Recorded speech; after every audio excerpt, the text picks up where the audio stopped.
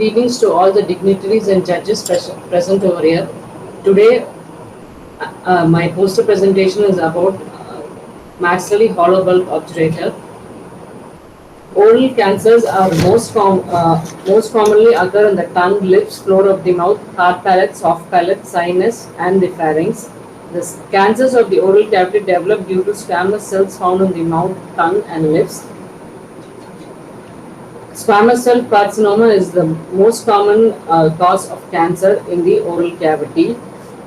This patient had walked into a department with a small ulcer in the palate. The patient had consulted a dentist at a private clinic.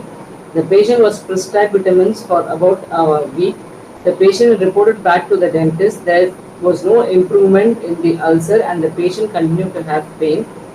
The doctor had suggested the patient to go for a biopsy. The biopsy was taken for the patient and it was sent for examination.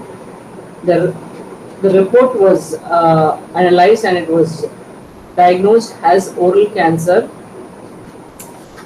The patient was referred to a hospital for treatment of the cancer and for his further rehabilitation. The patient reported to the Department of Oral Surgery. The surgeon analyzed the extent of the lesion along with the prosthodontic team for rehabilitation of the patient with artificial processes.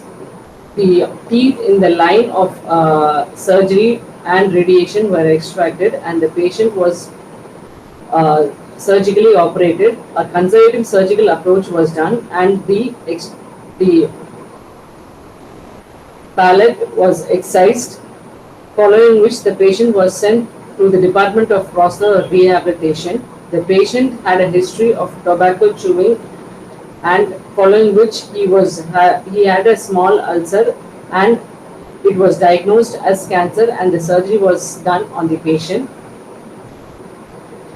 The classification for the extent of the surgery was diagnosed as Armani Class 1 classification, which the extent of the surgery was a part of the palate from the midline was excised and the palate was also excised. So the denture was fabricated for the patient based on Armani's Class 1 classification. The lesion extended from one side of the midline till the palate. So an interim obturator was fabricated and it was given for the patient for a period of 6 months so that the scar tissues could heal comfortably.